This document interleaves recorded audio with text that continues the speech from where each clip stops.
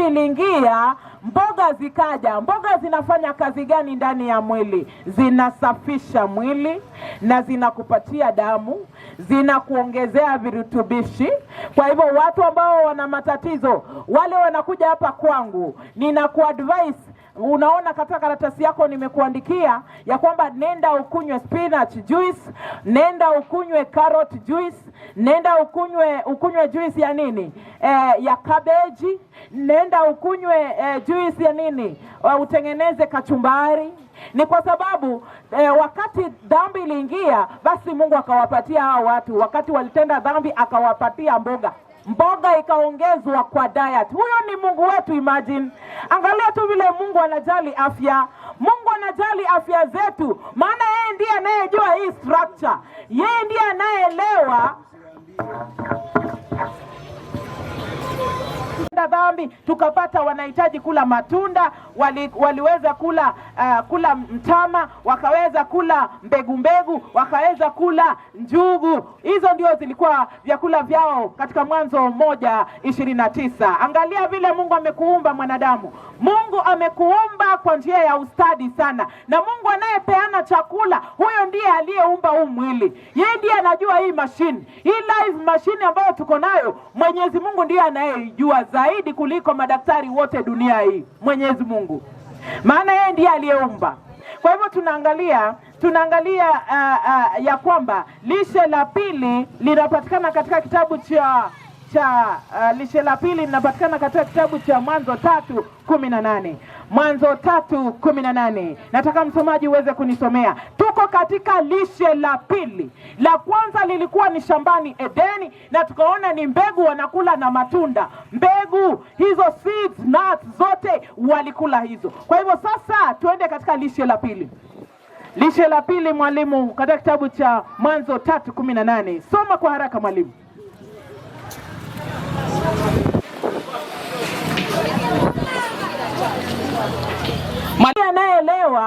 Yeye ndiye anayeelewa maneno haya. Huyu Mwenyezi Mungu anaelewa mwili wako, vile umeweza kutengenezwa. Ameelewa ni nini ambacho kinahitajika na nini ambacho hakihitajiki. Kwa hivyo unaona ya kwamba akakuongezea mboga. Watu wa Mazeras, wale ambao hawali mboga, mkuje muone daktari. Wale watu ambao hawali mboga, hizi mboga inatakana by jioni, badala ya kumwagwa hapa, ziende ziunde juice. Wewe mama mboga, wacha kumwaga hapa mboga. Hebu ndia watu juice hapa hata sokoni, wakikunywa tu bure kama zinataka kuharibika. Wewe kutengenezea watu juice wakunywe, na Mungu atakubariki kwa njia ya kipekee. Usimwage mboga ambazo zinafaidi maisha ya mwanadamu. Mboga zikaletwa kwa sababu pia ya roughage. Mboga ni nzuri sana kwa kutengeneza utumbo wako, ni kifagio cha utumbo wako. Kwa hivyo ni vyema tuweze kula mboga aina tofauti. Kuna wale watu ambao wana matatizo ya pressure, kuna wale watu ambao wana matatizo ya asidi, kuna wale watu ambao wamekuwa na matatizo ya sukari. Watu wengi ambao wamekuwa na matatizo ya sukari, nimewaambia tu nendeni mtengeneze juice ya karoti, tengeneza juice ya spinach, tengeneza juice ya cabbage, tengeneza juice ya Irish potato. Kunywa hizo vitu, unaweza changanya 3 na unywe kwa siku 14 hivi. Inatuliza hiyo sukari. Mabenda unaosha vizuri, unachukua blender, una blend hiyo mabenda kwa mkono, unachukua kwa ngumi, una blend hiyo mabenda, unakunywa hiyo mabenda, inaenda kwa tumbo lako. Kunywa kwa siku 14 ama siku 7. Uangalie hiyo sukari yako itakuwa imefanyaje. Utashangaa jinsi mwili wako unakuwa. Najua watu wengi huwa wanapuuza, anasema sasa huyu anaongea nini? Lakini wewe nenda ujaribu uone. Utasikia vizuri sana katika mwili wako. Kwa hivyo tunaona lishe la pili likatokelezea tena after watu kutenda dhambi, basi Mungu akaongezea mboga. Akasema mtakula mboga za kondeni. Tunaenda lishe la tatu. Lishe la tatu linaitwa post-flood diet. Yani ni lishe ya baada ya gharika. Nyinyi wote mnajua maneno ya Nuhu. Mnajua hii dunia ilikuwa na flood. Ilikuwa na flood ni nini kwa Kiswahili mwalimu? Asante sana mchungaji. Wewe uko alert. Hao watu wananileti down. lakini nashukuru Mungu. Kwa hivyo inaitwa gharika, yaani lishe baada ya gharika. Angalia vile Mungu anatujali. Baada ya gharika Mungu akaleta lishe lingine. Huyu Mungu anatujali, watu wa Mazeras, ya kwamba anatujali na anatumonita. Yeye ndiye anatuangalia na anatupatia ya kwamba sasa hii generation kula hii generation kula hii, mpaka generation yetu tunaenda kuona vile Mungu anasema tukule nini. Kwa hivyo tunaona katika hii post flood diet Mungu akaweza kuruhusu watu wale nyama. Haleluya. Watu wa Mazera, sijui kama mnanisikiza. Tuko pamoja wa mama, mnasikiza haya maneno? Nataka kuona kama kuna mtu anasikia jamani mambo haya. Najua naweza kuwa hapa kumbe watu hawasikii maneno, ni mimi mwenyewe najiongelesha. Kuna mtu mmoja ambaye anasikia maneno haya?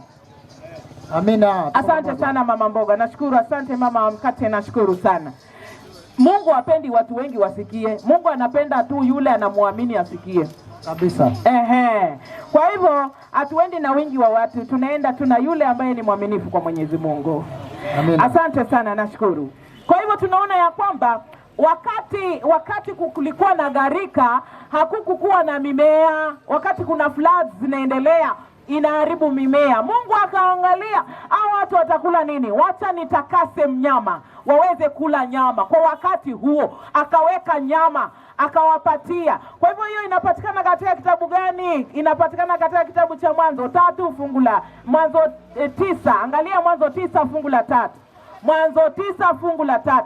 Na mimi ninaomba watu wa Mazeras, ikiwa niliwaambia hizi sheria 8 za afya ni za kweli na ni za hakika na ni za kutoka kwa Mwenyezi Mungu. Mungu ndiye anayeleta hizi tiba, kwa sababu yeye ndiye anayejua structure yako. Yaani hizi sheria 8 za afya unapoendelea kusikiliza na kuandika chini, hivyo ndivyo unavyoendelea kupona. Kwa sababu unapojua maneno haya utakuwa daktari wa mwili wako. Utaweza kujua ni nini utakula, ni nini utaacha. Si vitu vyote ambavyo vinauzwa madukani ni vitu vya kuweka kwa mdomo. Si vyote ambavyo vinauzwa lazima ununue. Nunua kile kitu ambacho kinakufaa katika mwili wako. Kile kitu ambacho unajua kwamba kitaweza kuleta virutubishi katika mwili wako. Angalia hili lishe. Ni lishe namba ngapi? 3. Tunaona ya kwamba Mungu akaruhusu nyama. Watu wa nyama, haleluya. Yaani watu wa Mazera sawa kulangi nyama. Wamereform.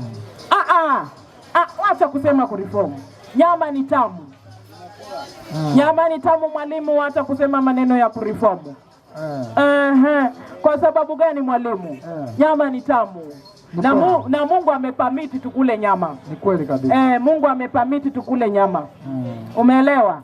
Nisomee hilo fungu sasa. Mwanzo 9 ngapi? Mwanzo 9:3. Mwanzo 9:3 inasema hivi. Sikiza. Kila kiendacho kilicho hai kitakuwa chakula chenu. Hiyo ni wakati wa Nuhu. Mungu anapeana advice. Maana hakuna mboga, hakuna chochote. Watu watakula nini? Mungu akatakasa wanyama watu waweze kula. Anawaambia nini mwalimu? Kila kiendacho kilicho hai. Kila kiendacho kilicho hai kitakuwa chakula chenu. Kitakuwa chakula chenu. Cha kina nani mwalimu? Kama nilivyowapa mboga ya mboga mwalimu, ni chakula cha kina nani? Cha wanadamu. Nyinyi ni wanafunzi ambao muelewi maneno haya. Hamuelewi kabisa. Tunaongelea watu gani? Wanadamu wagani wanapewa instruction na Mungu baada ya gharika. Maana hii lishe inaitwa post flood diet. Baada tu ya gharika Mungu akapeana lishe, akawaambia. Ndio hayo maneno ambayo anawaambia. Akasema nini mwalimu? Kila kiendacho kilicho hai. Naam. Kitakuwa chakula chenu. Kama nilivyowapa mboga za majani. Kama nilivyowapatia mboga za majani, kadhalika nawapeni hivi vyote. Inazidi kusema. Bali nyama pamoja na uhai. Endelea msomaji. Bali nyama pamoja na uhai. Yaani damu yake. Msile. Mwalimu, unajua unisomei vizuri. Nataka usome kama mzungumzaji wewe. Wewe ni mzungumzaji wa nguvu sana. Anasemaje katika hilo fungu? Nimewapatia kila kitu kitambaacho, lakini bali nini? Wewe ndio bali nini mwalimu? Nataka tuendelee. Bali nyama pamoja na uhai. Bali nyama pamoja na uhai, yaani damu yake. Yaani damu yake. Msile. Msile. Allah, huyo ni Mungu. Ameturuhusu sisi ameturuhusu mwalimu. Aliruhusu nani? Huko juu wanadamu. Aliruhusu wakati wa post flood. Kabisa. Wakati wa Nuhu, hao ndio Mungu anawaongelesha akiwaambia nyinyi wanadamu, gharika limefika. Sasa mtakula nini? Nimetakasa hivi vitu muweze kula. Lakini akawaambia, akawapatia instruction. Akasema nini? Bali nyama pamoja na uhai. Bali nyama pamoja na uhai usile. Yaani damu yake. Tena mpaka Mungu akataja, yaani damu yake usile. Mwalimu, kuna watu wanakunywa damu ya wanyama. Ni kweli. Huo ni uhai. Haturuhusiwi kula damu sisi. Haturuhusiwi kula damu ya mnyama yoyote. Mwenyezi Mungu anakataa. Anasema kula nyama yako, lakini usifanye nini? Usile damu yake. Sasa wewe mwenyewe jipange. Jipange. Mwenyezi Mungu anasema usile nini? Damu ya mnyama. Uhai. Mungu hatawezi afurahi watu wakikula uhai. Maana yeye ndio mwenye uhai. Ni kweli kabisa. Yeye ndio mwenye uhai. Kwa hivyo damu ni uhai. Mungu anatukataza tusiweze kula hizo vitu. Hebu endelea katika hicho kitabu mwalimu. Angalia Mwanzo 7 fungu la 2. Mwanzo 7 fungu la 2. Watu wa Mazera waweze kusikia maneno hii. Mwanzo 7 fungu la 2 inasemaje? Katika wanyama wote walio safi. Katika wanyama wote walio safi. Ujitwalie 7. Ujitwalie ngapi? 7.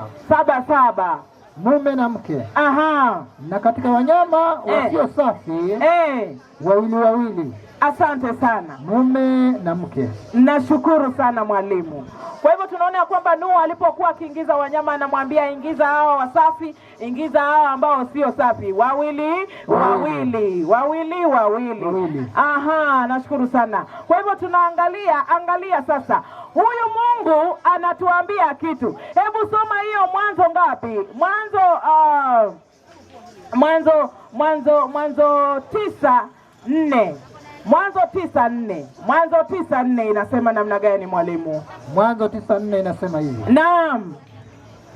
Mwanzo 9:4.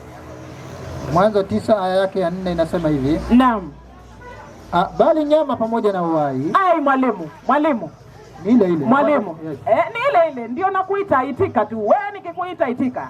Nasikia kabisa. Mwalimu unasikia hiyo maneno? Kabisa. Anasema nini Mwenyezi Mungu? Nyama pamoja na uhai. Nyama pamoja na nini? Na uhai. Yaani damu yake. Msile. Usile wewe mwanadamu. Kwa hivyo mwalimu niko. Tukienda kule kwa sehemu ya kichinjio. Ama pale kwa slota. Ama kwa bucha. Kabisa. Ni nini huwa inafanya nyama inakuwa tamu?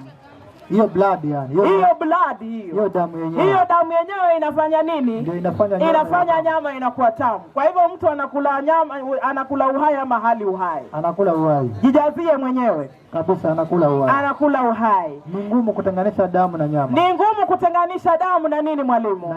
Na nyama. Tuendelee mwalimu, tuangalie hii lishe. Ni hatari sana hii lishe. Kabisa. Angalia katika kitabu cha Walawi. Nenda katika kitabu cha Walawi. Walawi 3:17. Angalia tena Mwenyezi Mungu anazidi kuambia hawa watu unajua si ati Mungu alikuwa anatuambia sisi, alikuwa anaambia hao watu wakati wa gharika. Soma mwalimu. 3:17 Walawi inasema hivi. Inasemaje? Nitasoma kwa jina la Yesu. Soma mwalimu. Neno hili litakuwa amri ya daima. Allah.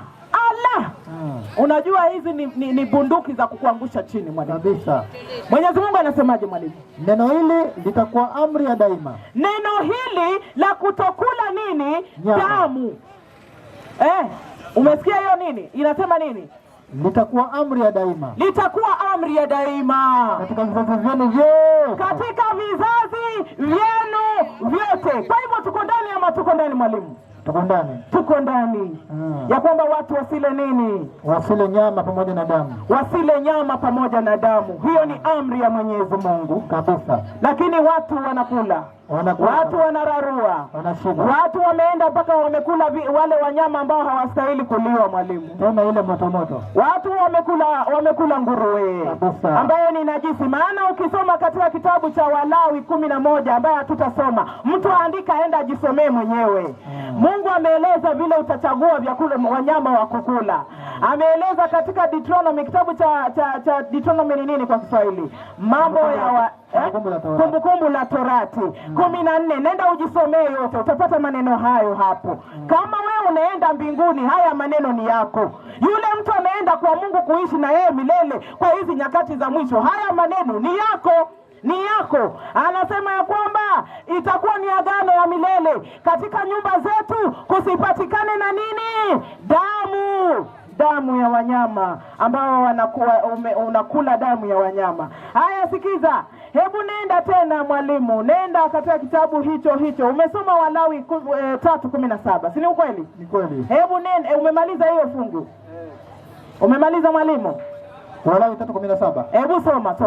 Haya, wacha nisome upya. Naam. Neno hili litakuwa amri ya daima. Neno hili litakuwa amri ya daima. Katika vizazi vyenu vyote. Katika vizazi vyenu vyote mpaka watu wa Mazeras. Ndani ya nyumba zenu zote. Ya kwamba hamtakula mafuta wala damu kabisa. Allah ameongeza kitu kingine pale mwalimu. Ameongezea tena mambo mengine.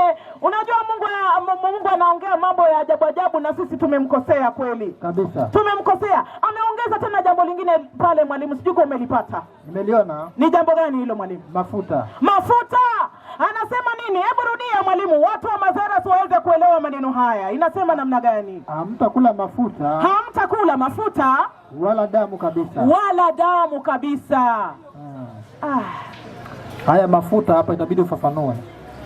Sije kawa ni mafuta ya uto. Mwalimu, sasa si ndio hiyo nataka upumue kwanza. Upumue kwanza kwa sababu mambo haya ni mazito kabisa. Unajua mwalimu, kumtoa mwanadamu kwa nyama inahitaji neema. Ngumu sana. Inahitaji neema kabisa. Kwa sababu mwanadamu ameenda mbele. Nilikuwa naangalia katika mtandao, wanadamu wamekuja kukula, mpaka juzi niliona watu wanakula watu wenzao kabisa. Sasa wamesahau hata nyama ya ng'ombe, nyama ya mbuzi wanakula sasa wanadamu wameenda mbali sana katika mapenzi ya Mwenyezi Mungu. Appetite imekuwa juu. Ni appetite imezidi watu wa Mwenyezi Mungu. Kwa hivyo Mungu huyu anatuzungumzia katika eneo hili ya kwamba tusile mafuta ambayo yanaitwa nini?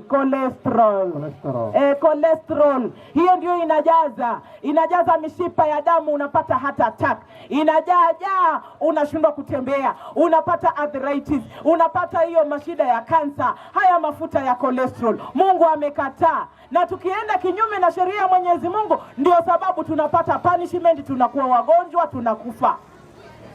tunakufa wapendwa, kwa sababu ya kutokutii Mwenyezi Mungu. Mwalimu, nataka usonge tena. Mambo haya ni ajabu. Naenda tena katika kitabu hicho cha Walawi 7:23. Mwenyezi Mungu anazungumza. Unakumbuka ya kwamba tuko katika yule daktari anaitwa nutrition. Kwa hivyo ninapozungumza hivi ni dosi na kupea ya sindano.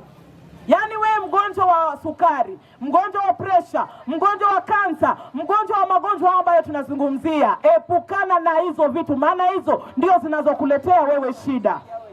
Hebu soma mwalimu, zinasema namna gani? Nena na wana wa Israeli.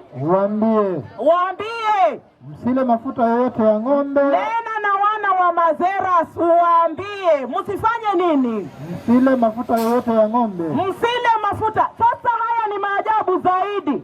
Yaani maandiko inasema ya kwamba msile nini? Unajua Mungu huyu ni waajabu. Ametutajia hawasikii, akataja hawasikii. Sasa amekuja kwa point. Mwenyezi Mungu amekuja kwa point. Anasema namna gani Mwenyezi Mungu? Msile mafuta yoyote ya ng'ombe. Msile mafuta yote ya ng'ombe. Hiyo ni maandiko. Soma Biblia yako. Usile mafuta ya Wamama sikieni hii maneno.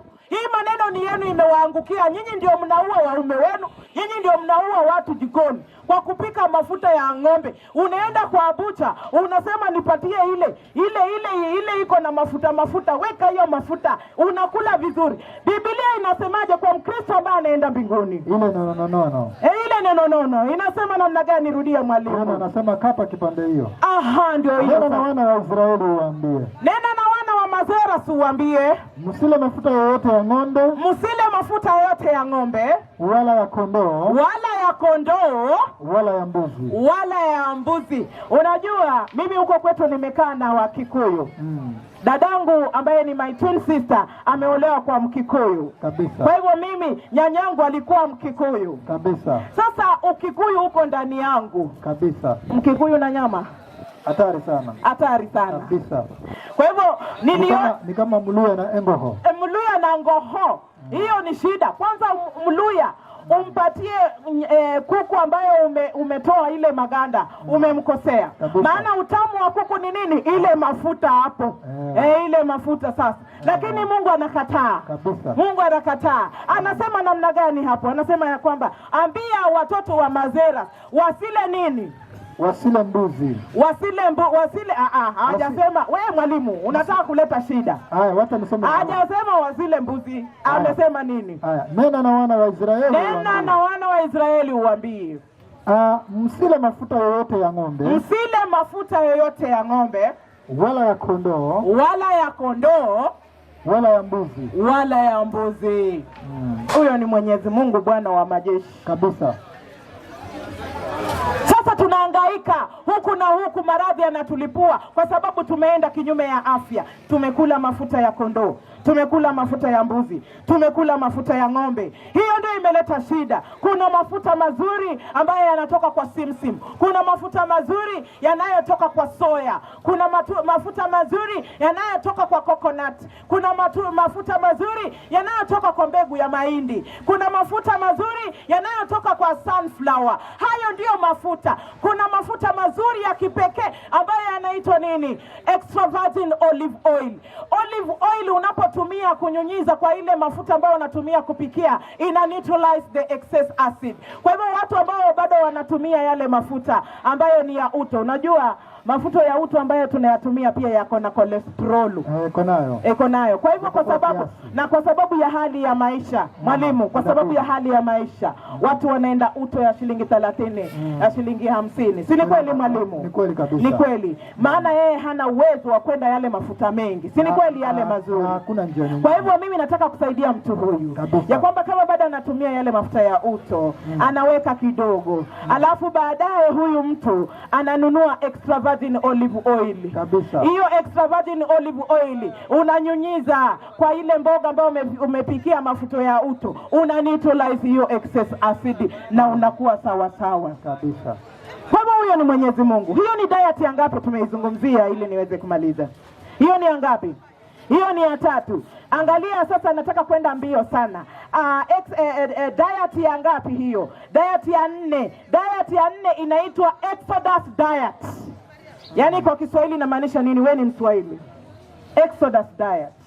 Lishe ya mwanzo. Lishe ya kutoka. Ndio hivyo sasa. Ndio hiyo. Ndio hiyo inasema hawa watu walikula nini? Hawa watu ambao walikuwa wanakula lishe la kutoka walikuwa wana wa Israeli mwalimu. Wana wa Israeli. Walipokuwa wakitoka wapi? Nchi ya Misri. Si ni kweli mwalimu? Kabisa. Kwa hivyo tunaona ya kwamba lishe hili liliitwa Exodus diet. Wana wa Israeli walipokuwa wakitoka Misri, Mungu akawapatia lishe. Yaani na enjoy sana hizi lishe 5 ndani ya maandiko. Kabisa. Yaani Mungu ametupatia lishe katika kila generation. Anasema hivi mwalimu, soma katika kitabu cha Exodus. Hiyo Exodus ni kutoka 16 fungu la 35, alafu tuweze kusoma ya mwisho tuweze kuomba. Inasema namna gani mwalimu? 16:35 kumbukumbu la kutoka. Inasema hivi. Inasemaje? Kwa wale wenye kuandika. 16:35 inasemaje? 16:35. Inasemaje? Na wana wa Israeli walikula mana muda wa miaka 40. Walikula mana muda wa miaka ngapi? 40. Hiyo ilikuwa inaitwa lishe gani mwalimu? Exodus diet. Walikula mana. Na ukichunguza sana ile mana ilikuwa kama mbegu ya korianda. Mbegu ya korianda ambapo tunaona ya kwamba ilikuwa mbegu ambayo unaweza pika chapati kama unga, ilikuwa inasiagwa kama unga, inatengeneza unga, inatengeneza maziwa. Kwa hivyo ilikuwa ni chakula ambacho kiko complete. Kiko complete. Hiyo ilikuwa ni mbegu, mwalimu. Mungu alinyesha mbegu kutoka wapi? Kutoka mbinguni. Wakakula kwa muda wa miaka ngapi? 40. Haya, tuje lishe ya mwisho ili niombe. Lishe la 5 linaitwa New Earth Diet. Mwalimu. Nipo. Uko hapa kweli? Nipo kabisa. Lishe la 5 linaitwa nini? New Earth Diet. Ya, kweli ulali. New Earth Diet. New Earth Diet. Yaani kwa Kiswahili tunasemaje? Chakula cha mbingu mpya na nchi mpya. Chakula cha mbingu mpya na nchi mpya. Kwa hiyo Mungu ametuhesabia tangu alipomuumba mwanadamu amekuwa akimpatia lishe. Akasema litakuweko lisho la Garden of Eden diet. Akaja lingine diet after sin. Akaja lingine post flood diet. Akaja lingine akatupatia Exodus diet. Akaja lingine New Earth diet. Wale wenye wanaenda kuishi katika nchi mpya na mbingu mpya wanaenda kula nini? Hebu soma kitabu cha Isaya 65 fungu la 21 alafu uruke 25. Inasema namna gani, mwalimu? Isaya kitabu ni Isaya 65 fungu la 21 alafu utaruka mstari wa 25. Tuangalie watu ambao wanaenda mbinguni wanaenda kula nini. Inasema nini? Edomu na Moabu na wana wa Amoni. 25 inasema na wafalme wote wa Zimri. 65 fungu la 21. 65:21. Nilisikia 25, nilikuwa 65 65 verse 21. Inasemaje? 65. Yes. 65:21 inasema hivi Isaya. Naam. Nao watajenga nyumba. Wapi huko, mwalimu? Mwalimu ni wapi hapa tunazungumzia? Hapa duniani. Mwalimu wewe, mwalimu. Wacha nisome alafu tutaelewa. Tumeongelea juu ya New Earth Diet. Tunaongelea lishe la after kutoka duniani. Nimekupata. Tumepewa mbingu mpya na nchi nini? Mpya. Nimeunganisha aerial. Umeunganisha sasa? Nimeunganisha kabisa. Haya, soma vizuri twende. Imeshika vizuri. Inasemaje, mwalimu? Nao watajenga nyumba. Wapi huko? Mbinguni sasa. Si mbinguni, katika nchi mpya. Mbinguni unajua tunaenda tu kukaa huko kwa muda wa miaka 1000. New Jerusalem. Katika mbingu, nchi mpya ambayo Mungu anatuumbia. Yerusalemu mpya. Nimekupata kabisa. Umenipata sasa? Kabisa. Inasemaje, mwalimu? Unajua mara ya kwanza nimesikia nyumba, akasema kule mbinguni nyumba tena. Hakuna mbinguni nyumba. Hakuna kujenga kule. Tunakuja duniani ambapo ametuumbia nchi mpya. Hakuna shida, hakuna lawama, hakuna dhambi. Kabisa. Inasemaje? Watakuwa wanafanya nini katika nchi mpya? Nao watajenga nyumba. Watajenga nyumba huko na kukaa ndani yake. Na kukaa ndani ya nyumba yako. Watapanda mizabibu. Watapanda nini huko? Mizabibu. Alafu nakula matunda yake. Nakula matunda yake. Allah. Songa mstari wa 25. 25 inasema hivi. Inasemaje? Mbwa mwitu na mwana kondoo watalisha pamoja. Watalisha, kulisha, si ati watakulana.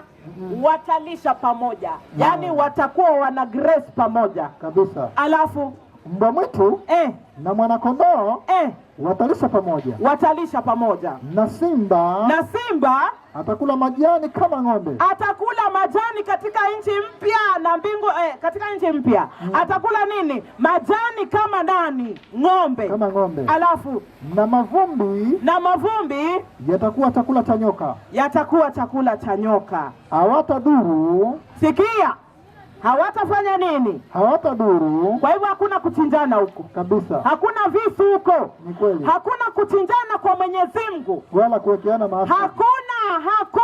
Hakuna watu wa mazera, hakutakuwa huko na butchery. Kabisa. Hakutakuwa na hizo vitu. Ni kweli. Kwa hivyo butchery ni hapa duniani. Hakuna slaughter kule. Hakuna slaughter. Unasikia appetite imerudi chini. Maisha huko dunia. Maisha huko ni kukula mizabibu kabisa, na kukula mimea na kurudi kukula nuts. Tutarudi katika lile lishe la kwanza ambalo Mungu alitupatia kabisa. Kwa hivyo mapenzi ya Mungu ninapomaliza ni nini? Kukula vyakula vya wapi? Ardhi. Hiyo ndio mapenzi ya Mwenyezi Mungu kabisa. Kwa hivyo mwalimu, nikupata kabisa. Wale ambao wanaendelea kuelimika wasikie maneno haya, kwa sababu ni kati ya uzima na kifo kabisa. Maana tukikataa mafundisho haya hatuna uhusiano na Mwenyezi Mungu. Mambo muhimu kabisa. Tunashukuru Mwenyezi Mungu. Watu wa Mazeras, asanteni sana kwa kusikia hizi lishe 5. Kwa hivyo lishe hii 5 tunaifanyia exercise kwanza hapa. Ndio unaona ameturudisha tule matunda, tule mboga tena. Hata sasa hii nutrition kwa matelevisheni, juzi katika Citizen wanarudisha watu wakule mbegu, wakule nut, wakule hii. Wanaendelea hata dunia, wanasayansi wanasema watu waache kukula red meat. Wanasayansi wametangaza, tukasikia ya kwamba wanadamu waachane na red meat. Sasa mwalimu ni mtu binafsi aweze kuamua. Mungu wa amani aweze kuwabariki. Wacha na tuombe. Mwalimu, hebu njoo uombe. Njoo uombe. Maneno haya ni magumu sana, ni magumu na ni mazito sana. Tuombee ili tuweze kuachana na vitu hivyo. Omba mwalimu. Tunaomba. Asante. Tunakushukuru Mwenyezi Mungu kwa sababu ya kutujalia kusikiza habari hizi njema za ufalme wako. Umetuonyesha vyema ya kwamba tunapoishi katika dunia hii tuwe viumbe ambao tunajitayarisha kwa ajili ya ufalme wa mbinguni. Na kujitayarisha kwa ajili ya ufalme wa mbinguni ni kuishi maisha ambayo yatakwenda sawasawa na maitikadi yako Bwana. Tunahitaji kula vizuri, kunywa vizuri, kutembea vizuri na kutayarisha mili ambayo itakuwa mitakatifu katika ile pepo inayokuja. Tusaidie. Kuna wale wamesikia chanzo cha kuacha nyama sio rahisi. Chanzo cha kuacha animal products sio rahisi katika dunia hii. Lakini kwa nguvu na uwezo wako tunajua Kristo utatuwezesha. Ni kwa jina la Yesu tunaomba tukiamini. Amina. Asante sana mwalimu. Thank you so much. God bless you.